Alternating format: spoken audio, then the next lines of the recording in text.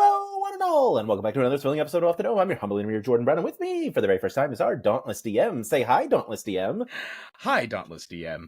Jeremy, thank you so much. This is so exciting. I'm such a huge fan. We got to play together. You got to take a lot of heat off of me for being a villain, which was always fun. It's so much fun to be a villain in one-shot live streams. Just like, it is. Antagonizing people is just the best.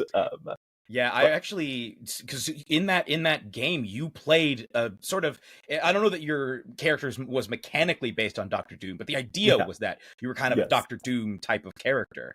And coincidentally, I actually guested in my friend's home game as a Doctor Doom XP named Damien. And we homebrewed him to be kind of a Doctor Doom sort of character. And while it was not a TPK, I was forced to run away at the end, and I did manage to escape. But apparently the beatdown was so bad that one of the players got mad and decided to quit the campaign. Oh, no. Which is, just from talking to my friend, sounds like that player actually just has issue with sour grapes. Not that like it was an unfair fight. They were just like, why was this hard? Yeah. And they decided to quit. Yeah, who wants a challenge in a TTRPG? That's no fun at all. Yeah, I want the outcome to be never in doubt. Yes. I want no danger, or I want at most the suggestion that maybe something bad might happen, but it certainly won't. Exactly. This is exciting. I do have a very serious question right off the bat. Mm-hmm. Skyline or Geta? Oh, that's not usually the two that we hear. It's usually Skyline or Gold Star. I'm gonna go Skyline for sure. Okay, all right. I'm just really proud of myself. I looked up how to pronounce it before this started because I was like, oh boy, I was like, it's GOE. But it's also the Midwest, so it could be anything. It could be Gita. Yeah, absolutely. Could be Gueta or something. Probably not Gueta. Goeta. I could see Goeta. Yeah. It's this is really cool. Three Black Halflings is going to celebrate its 5-year anniversary this year. Yeah, literally. So literally tonight, because we actually recorded a talk show episode today, and we brought that up. We were like, wow, it's almost 5 years. And I, this evening, not long before this call, looked back through my messages all the way back to May 31st, 2020, when Jasper sent me a voice message saying, hey man, I was just thinking, what if I've been looking on YouTube and stuff, and there seems to be sort of like a gap for like a discussion podcast about specifically about like how to DM and how to play. And since we're both actors, I was thinking it's like the message that led to what eventually became Three Black Halflings. Because I think after that we had a Zoom call where we were like, and we can lead into the black aspect of it because we're two black people. There's not really much of that, and it just developed from there. But that was the first message that led to the impetus. And actually, I also found the first message where after we had recorded our pilot, which was just me and Jasper originally as two Black Halflings, and we were like, I don't know if that fully works. He was like, so I spoke to my friend Lou Yanda, who of course goes by Unati most of the time, and it's like, and they're actually down to come on the show. We can have them as the third host. And we were like, okay. And so the impetus, I actually just walked down memory lane and revisited the impetus for Three Black Halflings, the origins. It was really fun. That's so fun. Yeah, it's such a. I should say, it's such a. I mean, fun show feels like the wrong word for it. It is a fun show, but it is. Topics are sometimes very serious on the show, as they obviously should be. We'll start with the silliest one. Do you feel like Amazon owes you royalties? Because there are Black Halflings now. Like yeah, that could be your style. Not only in the Lord of the Rings series, Rings of Power, but also in the D&D movie. Actually, the council at the beginning, where there's the Black Halfling who's like on the board, who's like deciding whether or not he gets to leave. We were lucky enough to be invited to the premiere of the D&D movie Honor Among Thieves, and at the after party I met the actress who played that halfling, and I took pictures with her. I was like, oh, you're the actual Black Halfling, we gotta take pictures.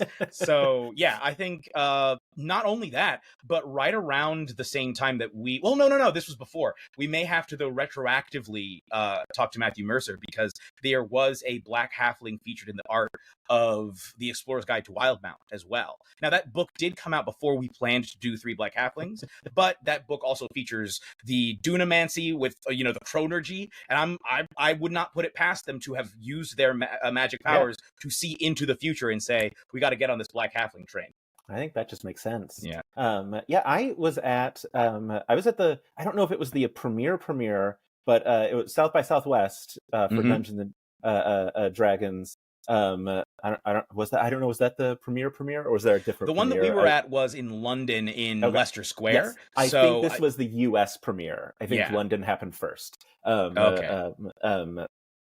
Yeah, it was very fun. It was a very fun movie in general, but also they did like a Q&A afterwards, and a woman got up, I would guess probably like white-haired black woman, who was like, I am probably never going to play D&D.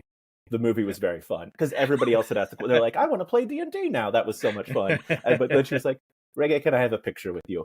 And he leapt from the stage, ran down, threw his arm around her. They took a picture, and like as he was running back up, she just did a full collapse into the. It was incredible. It was almost better than the movie.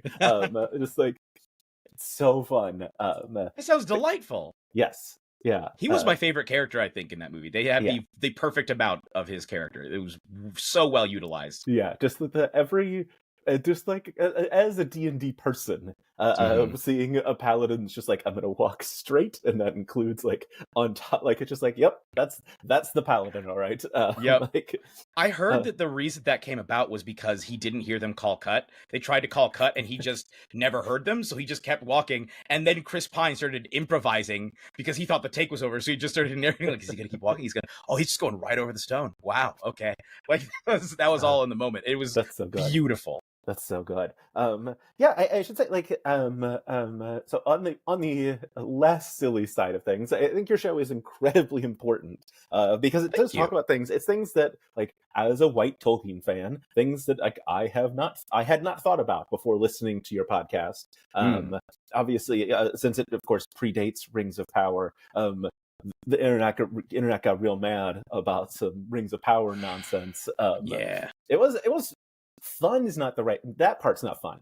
It was fun when like Tolkien experts would come in and be like, "Well, actually, in the text, he does refer to people as having dark skin, and for him, the word fair would not mean white." And I look, it's good he's dead and he can't come out and say like, no, I did mean white. But I get the impression that he leaned probably relatively at least liberal for his time, right? But for his time, yes. Like he was run around in the 1940s. So yes, there were much more racist people in the 1940s than J.R.R. Tolkien. But he absolutely was a product of that period. Like he grew up with the white man's burden era of British colonialism. So I don't know how he could have come out of that without some residual attitudes that would have really rubbed people the wrong way today. Yes. Yeah. It's as a big, and you talked about on the podcast, like Tolkien and like Star Wars and those things of like, I want to play, I don't want to be the one black character when I'm as a child, but I don't think you still do it today. But maybe you do play Tolkien. I mean, you kind of play pretend today, but not in your own world. But yeah, it's really interesting, and I think obviously I really like Rings of Power. I think it's a lot of fun, and I do too. I am enjoying that expansion. What did you think of the orc family in season 2? I mean, I don't think there's anything I haven't enjoyed in it, other than sometimes Galadriel makes me sad because I'm like, no, I want her to be better. Because I only ask because that orc family, when I saw that, I was like, oh, that's cool, because they do in the books, at least I know, they specify orc men, so the implication is that there are orc women and presumably children, and I guess people just thought they spawned or that they Yeah. came out like the Peter Jackson movie where Yes, they're I pulling think them out that's of these weird sacks yeah. as fully grown adults who presumably can already speak.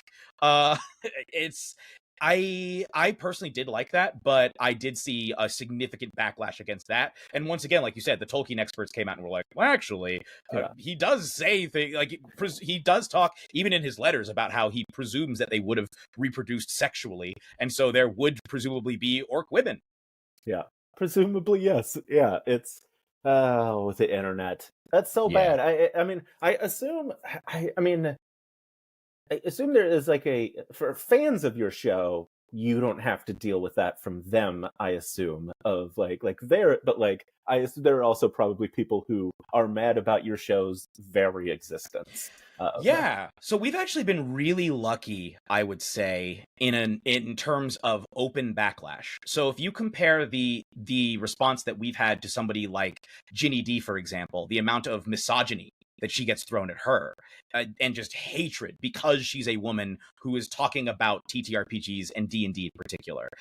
And not from a place of, ooh, let's find out what this is, but it's like, oh yeah, so I run the game and I enjoy the game and I'm going to tell you what I do and make suggestions for you. Like from any sort of authoritative position, it's mainly men who are like, how dare she? She's a fake, blah blah blah blah. And of course, because she's also attractive, it's even worse. How dare she's just looking down on us. It's so much resentment and everything. Unlike that, we've been really lucky in that while there have been moments when I've seen people respond negatively to us on that basis. For example, when we first were on Dragon Talk, which was back in 2020, I did see in the comments a few people saying like, why is it 3 black halflings? Why not just 3 halflings?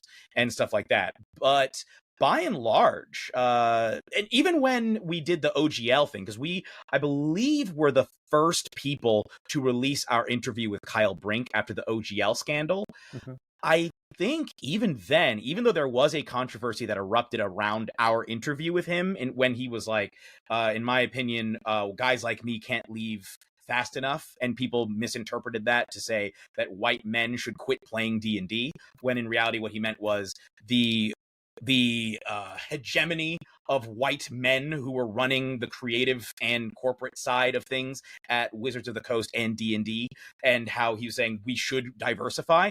But people, of course, misunderstood that. But even then, as they were ripping him, very few of them ever said anything to us. I saw like one thread where they were like, hey, yeah, these hosts are blah, blah, blah. And I commented saying, well, actually, we thought that he was responding to the question, which is specifically about the leadership at Wizards of the Coast and D&D.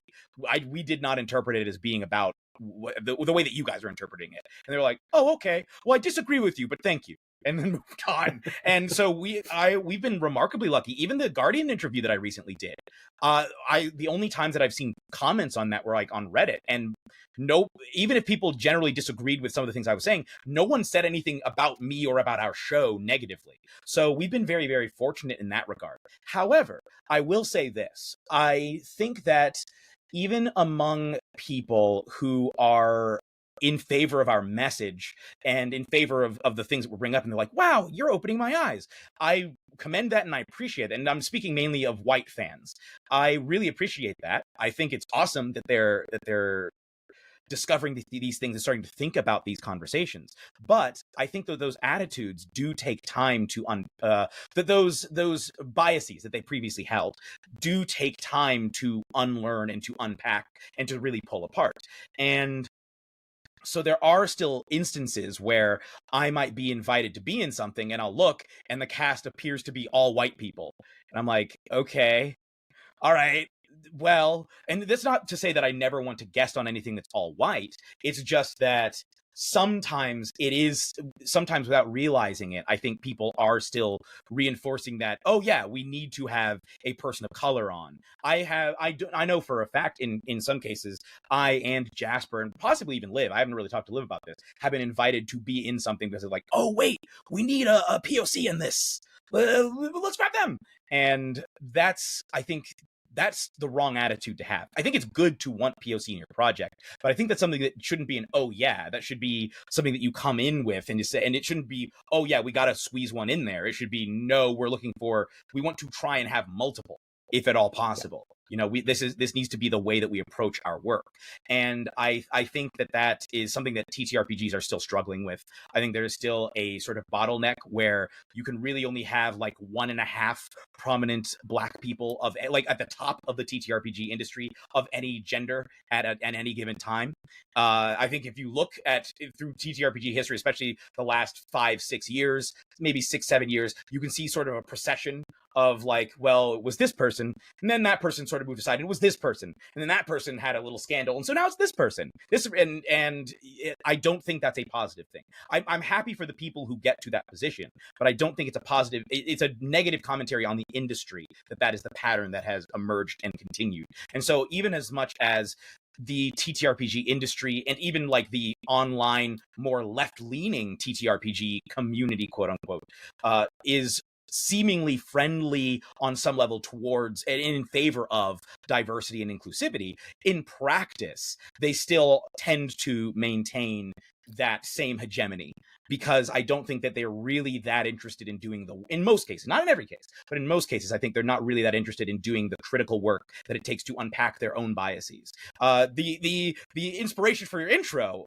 Brennan Lee Mulligan, I have to take, if I was wearing a hat, I'd tip my hat to him, because from the very beginning, he's gone out of his way. Well, I'm not actually, from what he said, it sounded like it actually was almost an incidental thing because of who he brings around him. But Dimension 20 has consistently had a much more of a gender balance than you normally see in TTRPG series, and definitely much more of a racial balance as well than you normally see in TTRPG series. I know that my understanding was that he asked the people to be in Fantasy High that he asked because they were his friends and he wanted to have them in the show.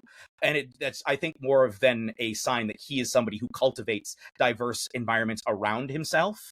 And then it just fed into the work that he produced. And certainly when Orion Black was in charge, they were actively pushing to include DMs of color, for example. Like, it was after Orion took over that we started to see Abria and Jasmine come in, for example. So, and you started to see like a higher percentage in some cases of POC in some of the casts. But Dimension 20, I think, has, especially of the really, really prominent shows, really led the way in terms of actively trying to be diverse and having that be a mission statement rather than oh yeah, we got to hit like a couple of them. So let's grab like one or two and slot them in there. Yeah, if that makes sense. Yeah, no, absolutely. I have a question. All right, I have 1,000 questions, but on that like specific topic, I saw this really recently. I ran a charity game in January, and when I had originally announced the cast, it was Brennan and Haley Whipjack, and then Abria, Danielle Radford, Christina Ariel, and Ife Wadiwe. And I saw a Tumblr post that was like, I love that this game is 4 of the hottest Black people alive, and then the 2 nerdiest white people you could possibly imagine. And I was like, yeah, that was intentional. That's funny. That's great. But yeah, it is that sort of, I mean, that topic gets brought up, I think, so frequently, even among like you see, like you said, among presumably left-leaning people in the TTRPG space, and people that are proclaimed left-leaning people. And as soon as you mention, like diversifying casts, it is a fight that is on in terms of what people want, and it's bizarre.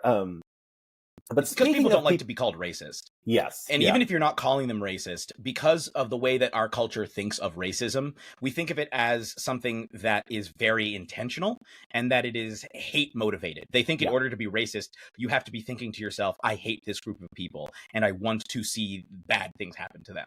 And it needs to be active, when in reality, racism usually functions as something that people aren't even aware that they're doing. It's an attitude or a mindset that is informed by the culture that they've grown up in, that they have not analyzed or unpacked. And I think given that idea, it's actually almost more insidious, because it shows up in so many ways where the people perpetrating it aren't even aware of that. Or if they are, they aren't really reckoning with it. Yeah. It'll be like that one video of that one lady in New York, I think this was back in 2020 or 2021, where there was the Black photographer who was talking to her about her dog or something, and she was screaming at him, trying to get her dog back. And then when he wasn't like handing her the leash or whatever, she started yelling for the police. And the way she was doing it was so clearly intended to have racist undertones, like, oh yeah, you specifically will be scared of the police. And I bet if you asked that woman, she would insist that she wasn't racist. She would insist that she has black friends. But the attitudes that she had not unpacked led her to behave that way. And it's not like she came by it, quote unquote, it wasn't like innocently, but she had not done the work to actually take a step back and look at her own mindsets. And I think people don't like to do that because they don't like to see where they themselves have failed and where they themselves have fed into certain things. It feels like a condemnation. On the same, it's not just race that has this issue. I watched a really interesting video recently. I'm going to have to send you a link to this person because she's a black creator that I'd never seen a video from before on YouTube, talking about the Aziz Ansari situation. And from some years ago when the woman published the article about the date that she'd had in which he had repeatedly crossed her boundaries and made her feel very uncomfortable.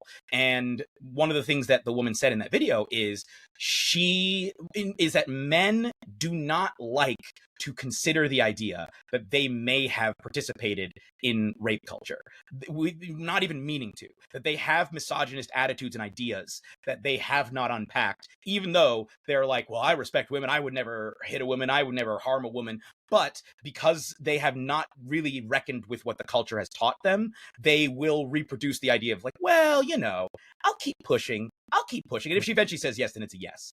And that, just really insidious attitudes that can lead to real harm in much the same way that racism functions. And so I think it's the same reaction where if you tell somebody, hey, I think there may be an area of racial insensitivity or sort of a point of ignorance that you are displaying here, they take that as like, you're saying I'm a bad person. Yeah. I think that's really where it comes from. I have very specific experience with it, as I did a Brennan interview pretty recently. And one of the things that it makes me crazy is when people go after Emily and Abria on the internet.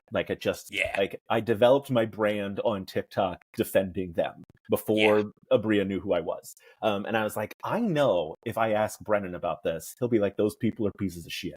And because I was like, and that, like, they have to listen if Brennan says it. I was wrong. They don't have to listen. I was like, hey, what do you think about people who hate Abria and Emily but love you? And he was like, they're racist and sexist and they're rocketing to the bottom level of hell the moment they die. And I posted that clip and hundreds of comments are like, oh, I'm not allowed to have a preference. And I was like, that's not what we said.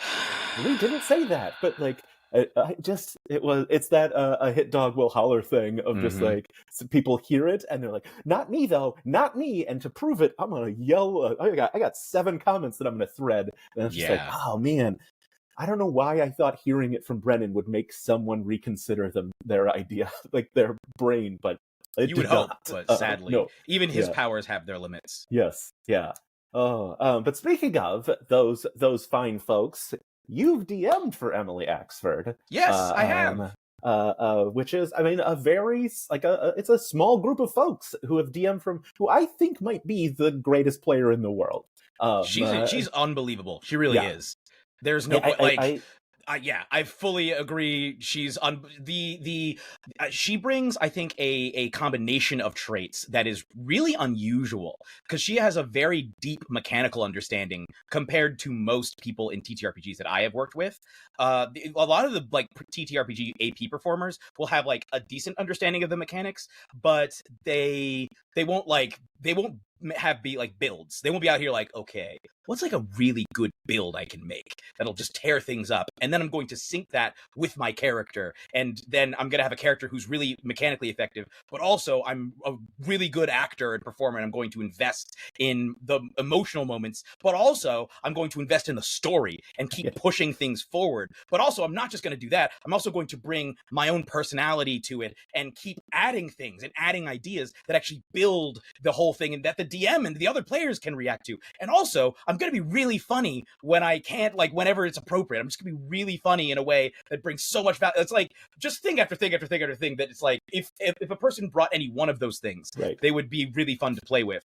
Somebody bringing all of them, it's like, my God, we found the Holy Grail. Yeah, I remember I was talking to Jasper about Outlaws and Obelisks. I mean, this was a while back now, but and he was talking about like a fight on the train where he's down and like, however 8 people shoot arrows at him, but Emily is standing as her guardian paladin next to him, and not a single hit goes through. And he's like, it's magic playing with her. Yeah. And I was like, yeah, I don't.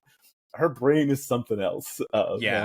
And I think, you know, like you mentioned about like Ginny D, like I feel like Emily gets that hate for a very similar reason of she's an attractive woman who is better at D&D than most people in the world, maybe everyone in the world, but like certainly the people criticizing her. Yeah, honestly, she's it's like, especially with NADPOD, as a NADPOD fan myself, and as an Emily Axford fan and a fan of all those people, it really does bother me, like that how these people act, especially because on NADPOD, like if you listen to the 3 players on there, Jake was rolling a D12 for multiple episodes of the show because he didn't know the difference between that and a D20 at the beginning.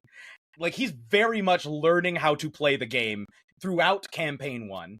Caldwell is I want to be clear, all 3 of them are great players, but like Caldwell is absolutely, he loves the chaos. He loves the goofs. He's the dude who fed a poison berry to a god just because he thought it would be funny. Like, how are we out here ripping Emily Axford when all 3 of these people are bringing the chaos and the silliness and the goofs? That's the appeal of the show. But but she gets spells from her husband as a Christmas present, and people are mad. In the Patreon comments, that's the thing that blows my mind. It's like, you're paying to be here to criticize her? Why?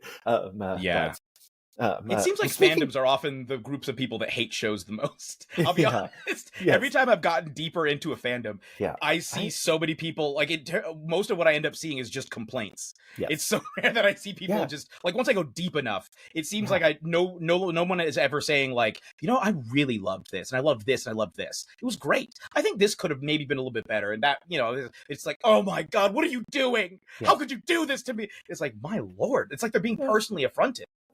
Yeah, I had one of those so recently. It's the Brennan interview again, but like I posted it in the Worlds Beyond Number subreddit, and someone was complaining. They're like, I don't like Abria and Erica's characters. And I was like, that's 2/3 of the players. What? Yeah. And you were in the subreddit, so I'm assuming you're still listening. Like, why are you here? Like, I don't have time. Like the show. Yeah, like I don't have time. Like, I'm so far behind on every show I want to be listening to or watching, and like you're out here listening to things you don't like. How? Like, it's mind blowing to me. Have you ever had that? I'm curious. Have you ever had something where you felt so invested in it that anything that happened that was not like comfortable for you ended up feeling almost like a personal thing?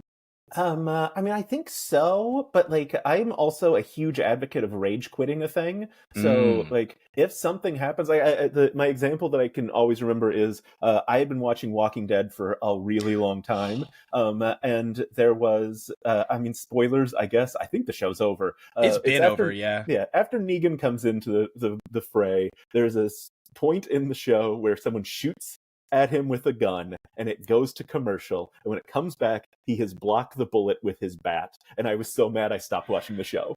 So I was like, why don't do this? This is bad television on every front, and I'm done. And so I'm a huge advocate. If you don't like a thing, just stop at the point where you're like, no. When you hit that level of I'm mad about a thing that happened in the show, you stop watching. Get some distance from, because it's not worth it. If it's just for like entertainment purposes, and you're like, I don't like that they took this direction with the plot, just like take a break, just walk away. Don't put yourself through that. It's not healthy for you or for the show. I had that myself with well, not anymore, but with Harry Potter way back in the day when the books when the movies were still coming out. I was super duper into I obviously to this day do not, like, right now I do not advocate for that series at all. I heavily criticize it. But back in the day, when I was still a fan and a small child, and they released the 3rd movie, I felt personally affronted because they changed the tone and feel of it from the books. Like, they're not dressed like they are in the books, and Harry has shorter hair. Like, even though a lot of people will say that the 3rd movie was maybe the best in that series, I hated it. I felt personally offended as like a little 8-year-old boy. I felt personally offended that they had done this. I was furious, like beside myself that they had made this decision. And now I'm like, yeah, man, that wasn't good. Like, it was not good. It would have been better, honestly, if I had just been able to enjoy the movie. and been like, oh, I guess they changed that. Well, I would have preferred if they'd done this way, but yeah. Yeah, as like a huge Lord of the Rings fan, when the movies came out, I had to see them twice because the first time I was busy picking apart every single thing that was different from the books because I knew them so well, and then the second time I just enjoyed the movie. I'm glad you were able to come around on them. Yeah, like it was never. I enjoyed them the first time, but the second time I loved them because I was like, I don't have to worry about what's going to be different. I don't have to be like, wait, that's not how this should be happening. Like I could just lock in and enjoy the movie for what it is.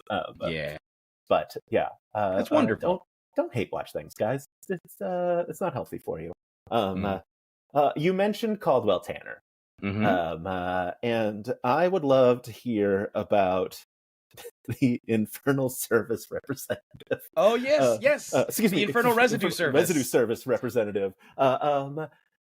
I mean, you invite Caldwell on a show, you know he's going to come with just the dumbest thing imaginable. Yeah, that was my idea. That was it. That's so actually fun. my idea. I invited him on the show. Well, let's plug like which show this is from because it is from. as of this recording, currently still releasing, Three Black Halflings is releasing an AP series called City of the Black Rose, Herald of Shadows. It is a sequel to a series that we've done a few years ago. However, you do not need to listen to the series City of the Black Rose in order to enjoy Herald of Shadows. Some of the same characters are in it, but you don't need to have listened to that. It stands alone as its own story. And for season 2, I wanted to bring in a guest because I was like, oh, well, we had such a fun time with Emily. Let's see if we can bring in another NADPOD person. Let's ask Caldwell. And I asked him if he wanted to be in it. He jumped at the idea. He was so excited. And it's like, okay, we were coming up with ideas for what he could potentially be. And at some point, he had the idea of being like a government worker. And who was like coming in and trying to deal with this murder because this is very small spoilers. The series is kicked off by a murder that occurs, and it starts with the characters trying to solve this murder because there's something very fishy about this whole situation. And Caldwell's character is employed by an extraplanar organization called the Infernal Residue Service, the IRS, and he is an IRS agent who is sent out to see what happened in this case, because there seems to have been some interplanar or perhaps transplanar interference on this. There seems to have been beings from another plane that somehow influenced this murder. And so we need to get to the bottom of this because, look, if it becomes a transplanar issue, there's going to be so much paperwork, and who knows, it could turn into a larger disaster. In fact, by the time he enters the series, it already has seemingly tied in with a much larger disaster. So like, we got to get to the bottom of this, get in there, get to the bottom of it. So yeah, Caldwell, it is a gothic horror series, and with a lot, like, it's gothic horror noir series. It's got a lot of like crime drama elements, a lot of mystery elements, some strong horror elements at various points. And that's not normally a vibe that you would imagine Caldwell Tanner being in,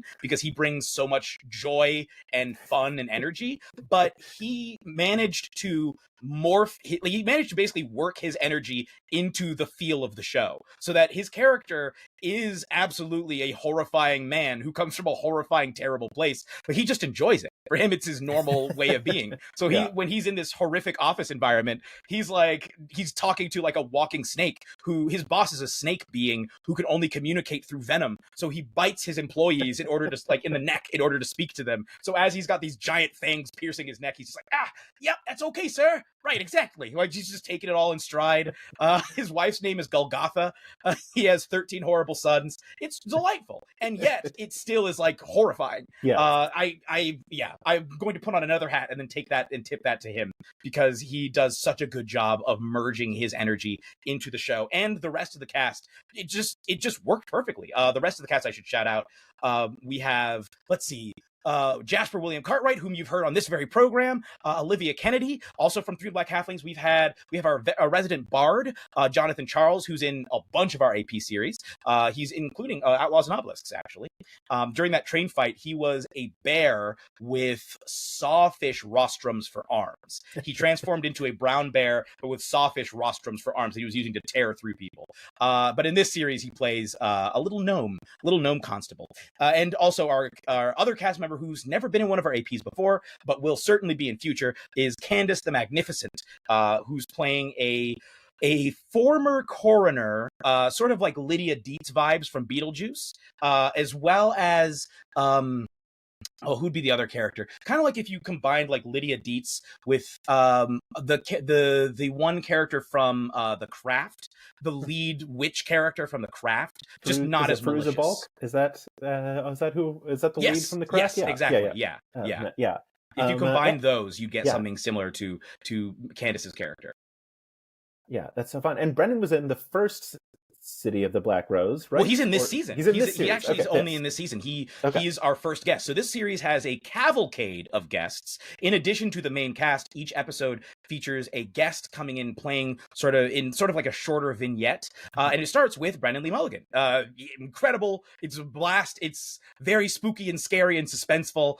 Some of them are scary. Some of them are fun. Some of them are sad. It's a whole range of ones. I think the most recent episode as of this release was Mark Meir, aka Commander Shepard, male Shepard, or Mask Shepard. I'm not sure what the prefix that people use is, but from the Mass Effect series, the voice of Commander Shepard, he is playing a concierge of a magical hotel who comes from a long line of concierges at this magical hotel.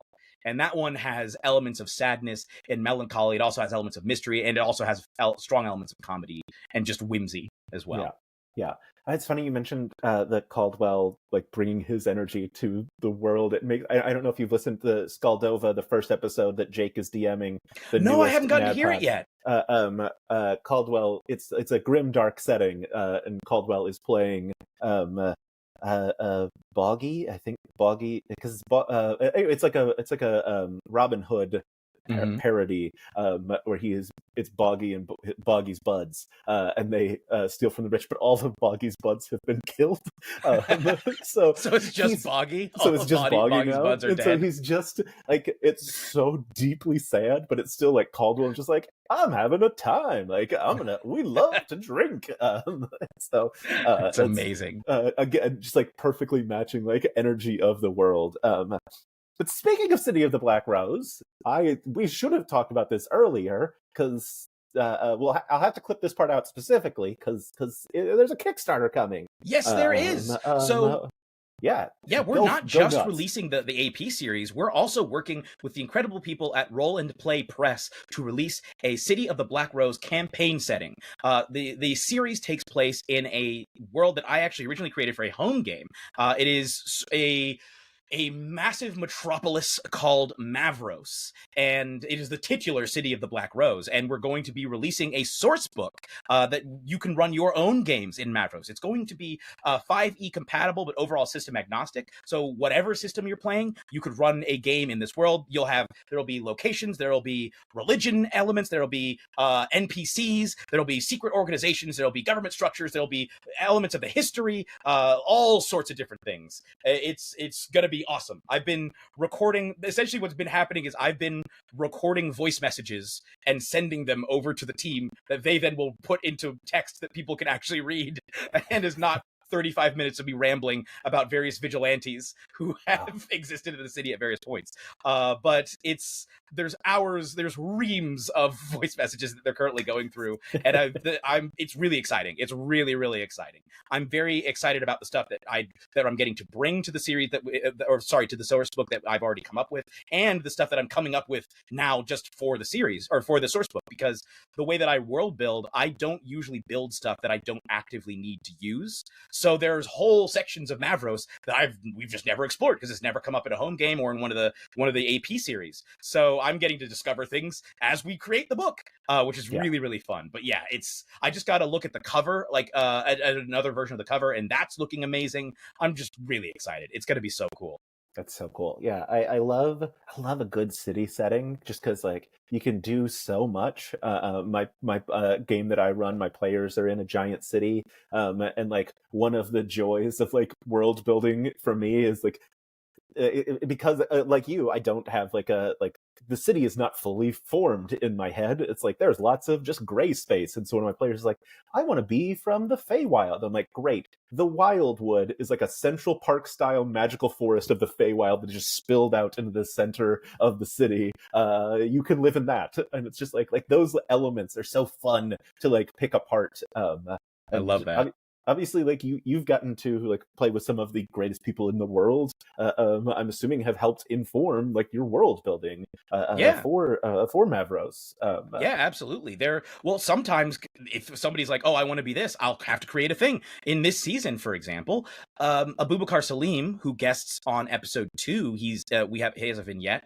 He is playing a guy who runs a factory. He wanted to be like, he was originally a working class guy who gained powers through a horrible accident and was sort of granted them and has used those to basically kill his way to gaining control of a major factory in part of the city. And so like he's a man who does not have like a business background trying to navigate a cutthroat business world in a highly magical city where people have monsters at their beck and call. And though he himself is a monster, he quickly realizes he may not be as big of a monster as he thought. And that whole vignette with him is him trying to like navigate the business world when the businessmen can call upon literal extraplanar entities to help do their bidding, which is really, really fun. But that's all of that stuff is stuff that I had to come up with it as a reaction of what he wanted to come up, what he wanted to do. And that's part of the joy of the collaborative storytelling, because the players will give their input and say, "Oh, I want it to be this way." I'll be like, "Yeah, okay, and how about this and this and this?" And they're like, "Yeah, let's do that." And then we tell a story about it, and by the end of it, we're like, "Wow." It's the beauty of TTRPGs. Yeah, it's amazing. It's sorry. So the Kickstarter is coming in April. We know that. Yes. I don't know the exact date because I think we just changed it and I just found out today as of us recording this, but hopefully I can get the date and send it to you by the time this episode is out. Regardless, there'll be a link to the Kickstarter so people can hit notify me on launch, which is also very helpful for you to know how many 100%. People are generally interested in a thing. And it should be everyone. Everyone should be interested in it. Do you have any thoughts yet? Have you crystallized any thoughts of like rewards other than sourcebook? Like, do you have stretch goals in mind? Are we getting minis? Are we getting dice? Do you have ideas yet? There have been discussions of dice. There have been a number of different discussions. There's been discussions of a possible adventure that could be included that people could run in the setting. There's been discussions of added. There's like a deluxe version that they showed me that has. It's like a full-blown, like, I don't want to spoil it, but there's like a briefcase, and it's like you're getting something from the setting itself. Man. It's incredible. That's the one I have to have now. That's the problem with Kickstarters. Cool. I always want the best thing. There have been the idea of Mavrosian postcards pitched. Like, you could be like, oh yeah, here's a postcard from this part of the city, or even like a handkerchief like that's monogrammed or something that's like from the city. Pens, different things like that, like all like in theme with it. It's really, really exciting. Oh man, I love that. That's so much fun. It's the only thing that ever saves me in the Kickstarters for these kinds of things is when the reward is you get 2 books instead of 1, and I'm like, I don't need 2 books. You won't get me on that one. But it's like, do you want the fancy leather cover? I'm like, I do want the fancy leather cover. Do you want it inside of a briefcase? Yeah, I do desperately want that.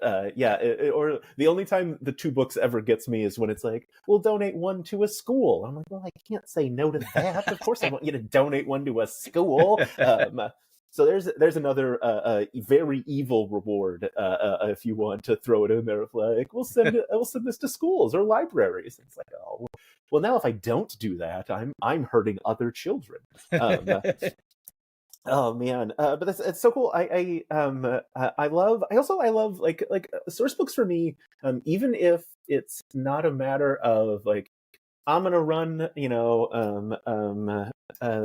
God, I am trying to name the Critical Role world, and then my brain just flew. Exandria. Wildmount or Exandria, like, even if I'm not like, I'm gonna run an Exandria, like, I love being able to look through and be like, oh, I love this. This exists in my world now. Like being able to pull those threads out of source books. So like I said, like I love a good city. I love a good noir. Like I love a good like those vibes are always so fun to just, even if it's just one section of your city is is Mavros. It's still like a thing. It's like, oh yeah, I want the businessmen who call on extraplanar demons to like do their business. That's so fun. Yeah, I love that too, because I very rarely will sit down and read through a source book from cover to cover. I will usually look and see the sections that are pertinent to me. That I'm like, okay, so what's something? So, like for example, religion. We have I think a pretty. Mavros has I think, an unusual religious system for what you would normally see in TTRPGs. It has elements of polytheism, but closer to a real life version of polytheism, which is to say, in real polytheistic religions, people won't normally have one deity that they're like, ah, yes, I specifically serve this deity, unless they belong to a cult of that deity. But most of the time, people will call upon various deities depending on what they need to accomplish in their life. And so not only does Mavros incorporate that idea, it also goes a step further, and Mavros has a strong Fae element to its culture and history. And the idea is that the Fae venerate concepts rather than deities. So they will they look as deities as a manifestation of a concept. So if we're gonna go Forgotten Realms, Baldur's Gate 3 features a lot of Shar stuff.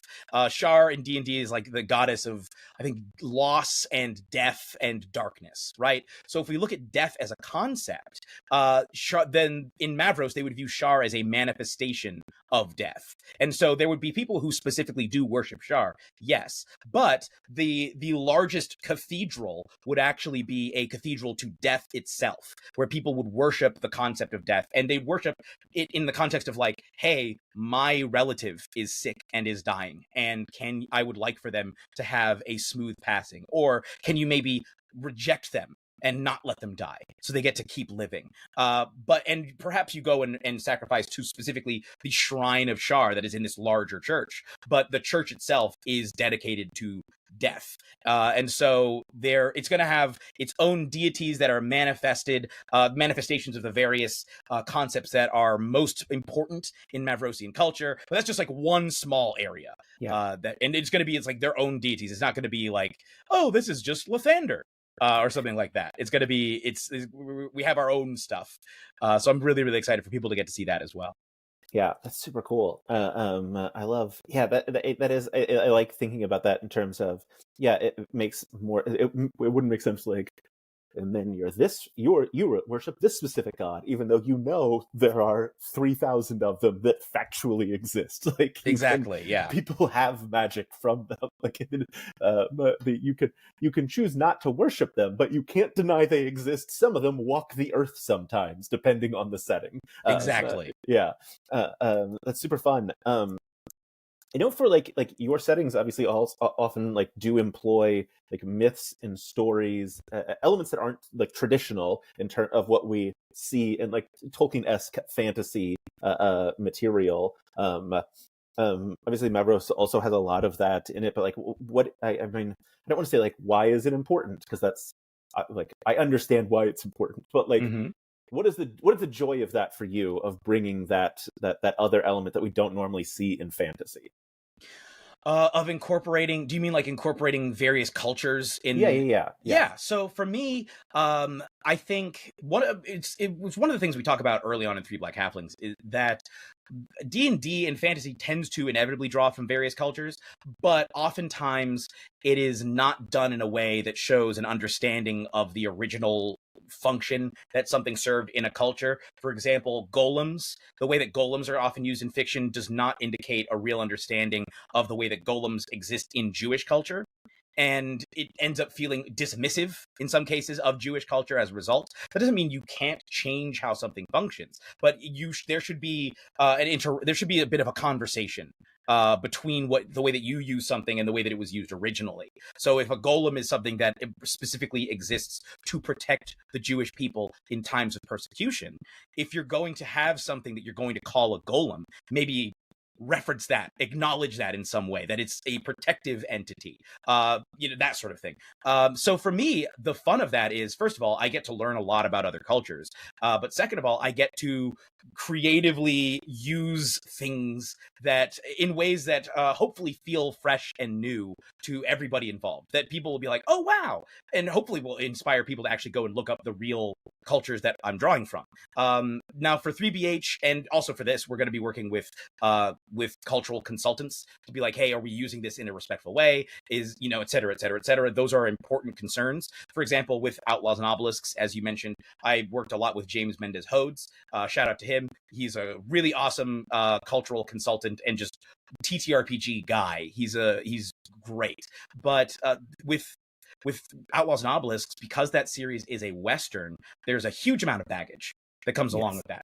The Western, perhaps more than any other popular genre, is there's so much baggage. It is mostly baggage. Yeah, honestly. And so for 3B to do that, we had to have an approach that would either sidestep that or address the baggage in some way. And so that was why it's set in a setting that is inspired by North African cultures as opposed to America, and it is post-apocalyptic. So the idea that the Western is a major theme of the Western is basically manifest destiny, conquering a frontier as it is your right to do. That is a major theme of the Western genre. In our series, we sort of turned that on its head and said, instead of you're conquering a frontier as it is your right, you're emerging after an apocalypse and rediscovering your own ancestral lands and seeing how they've changed. And you're learning how to live in this world and work with this world rather than just subjugate it and conquer it. So we sort of subverted those elements. And then instead of, that also means that there's no classic cowboy and Indian struggle, because the people in this region are the people of the region. So it ends up being more, the cowboy stuff ends up being more of an aesthetic rather than a theme. The idea of we've got guns is just yeah, they just have guns. It's not like we're caught where the gun is winning the West. It's more just yeah, we happen to have guns. We actually used to have more powerful guns, but none of them work anymore. So we had to make these instead, because all that technology is lost. So we're just rebuilding steadily. And this is us rebuilding society and trying to understand how best to operate in this new place that is at the same time an old place that used to be familiar to us, but is no longer. So that to me was very exciting, because it meant that things started to feel different. The whole setting felt different. We got to say yeah, put a cowboy hat on it, but if we're going to have a religious element, because religion is another big theme of Westerns, let's look at the North African religions and cultures, and draw deities or ideas from those and how they engage with their cultures. So I mentioned Jonathan Charles in that series at one point turned into a bear with swordfish rostrums. The idea for that came from some research I had done into Hausa religions, Hausa people group in Northern Africa, as well as I think in West Africa. But the idea was that in their culture, in part of their religion is based around adorcism, which is the opposite of exorcism. So instead of removing a spirit from somebody, you invite a spirit into yourself in order to then perform healing and help people. And so he came from a religion, he's mechanically a moon druid and beast barbarian multiclass, but for him that manifests as him basically inviting various animal spirits to take over his body so that he can then defend his friends and defend himself and defend the things that he cares about. So for him, when he rages, it's more of a religious ritual than him just being I'm real mad now. And that ended up feeling really new and interesting. So yeah, it's very important to me to draw from cultures outside of your classic fantasy cultures, because I think that that's overdone. I don't think there's anything wrong with with drawing from classic fantasy cultures, which is mainly Europe, mainly Western Europe. But I think that it's more interesting to incorporate influence from other parts of the world if possible, and to do so in a way that is respectful and considered, rather than just, I like the idea of a big monster that isn't made, that's made of clay or something like that. Let's take the idea of a golem and slap him in there. which obviously, I mean, the golem it comes from Europe itself, but other ideas that show up a lot in fantasy, like jinn, for example, genies, the way that they actually exist in Arab cultures and like the religion of Islam is so different from how they are depicted in Western popular culture. There's so many differences, and it's really interesting to go back to the original and say, okay, so if we're going to incorporate jinn, how do we actually do that? How are we going to approach this to like pay more respect and tribute to the original culture? Yeah. Oh man, it's all. I could talk to you forever. This is so good. But like we are fully at we're over the hour that I. Oh no. Which is fine with me. I'm in a hotel room by myself. But this has been so great. Obviously, like everyone should go. First of all, everyone should go back to Kickstarter when it launches, so that they can incorporate other settings and other fantasy elements into their own worlds, or just straight up run an adventure in Mavros. And everyone needs to listen to Three Black Halflings, and everyone needs to join the Patreon so that they can give you a nickname. Clearly, yes, like those are the important things that people need to do. Ooh, can I explain where the nickname thing comes from? Please, because that is so old at this point. It's 5 years old. I think at this point, most people have forgotten where it originated, or they just never know. So that it's not just because I want nicknames. It was a joke originally. My former co-host, Luyanda Unati Lewis Nyawo, used to introduce themselves as, "Hi, my name is Luyanda Unati Lewis Nyawo, but everybody calls me Unati." And I eventually was like, why don't you just say your name is Unati if that's what you want people to call you? Because it's part of your name. It's not like Unati is a nickname that you're like, my name is Luyanda Unati Lewis Nyawo, but everybody calls me Bill. Unati is part of your actual name. Why don't you just say your name is Unati if that's what you want people to call you? And so I started saying, "Hi, my name is Jeremy Cobb, but sometimes people call me," and I'd throw out a nickname. And I have had a lot of nicknames in my life, but eventually I ran out of nicknames that people have normally given me through life, and was like, "Hey, if you join the Patreon, you can give me a nickname, and I'll just keep reading that, and I'll read it out on air and say this person specifically calls me this thing." So that's where that originated. It's essentially just a silly joke that has just become an institution at this point. Yeah. Look, as someone who has locked himself into just a lifetime of bits, because you did it once, I understand so much. If folks want to find you or Three Black Halflings on the internet, where can they find those things? You can find me at Jeremy Cobb 1. That is Cobb with 2 B's and the number 1 on both Twitter and Blue Sky. Those are the two main that I use. I also do have an Instagram that I occasionally post things to. So you can follow me on Instagram at the Cobbmeister. And if you enjoy listening to my voice and want to see me play video games that I've never played for the first time, you can go over to Twitch and follow me on twitch.tv/casualquestlive, because I am a casual who's on a quest to become a true gamer. And if you want to follow Three Black Halflings, you can follow us wherever pods are cast. Three Black Halflings, the number Three Black Halflings. And you can find us on social media, pretty much all social media, with that at the number 3 Black Halflings. Please go check us out, especially like Jordan said, Patreon. We got all sorts of bonus content on there. We have talkbacks for every single episode of Herald of Shadows. In fact, you actually get the full episode of Herald of Shadows early if you go on the Patreon. On the main feed, you get them in halves. You get them in 2 halves. You gotta wait. But if you go to the Patreon, you can listen to the whole thing as soon as it comes out. There's no ads on the Patreon. You also get all sorts of, like, if you want to hear me hang out with Caldwell Tanner for like an hour plus and chat about a bajillion different things, or Emily Axford, I've hung out with both of them. I think with Emily, we ended up talking about creepy children YouTube videos, and there was a whole tangent about that. But we have so many like bonus episodes and discussions of various things. Jasper and I have done a couple of movie reviews on there. I at one point was summarizing the entire Animorphs series, and have to go back and continue with that. There's a ton of fun stuff on the Patreon. And of course, please check out our upcoming Kickstarter for City of the Black Rose, Herald of Shadows, the campaign setting. Check out the series, first of all, the AP series, and then absolutely please check out that Kickstarter. I'm about to send you what they showed me were the plans for the deluxe. I'm going to send this to you on Discord so that the people can hear you audibly react to the Okay. wonder Yes. that you're about to witness. I'm ready. I'm ready for wonderment.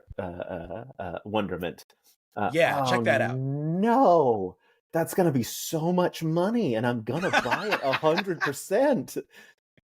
That's Isn't that so cool? that is so incredibly cool. The attention to detail on that.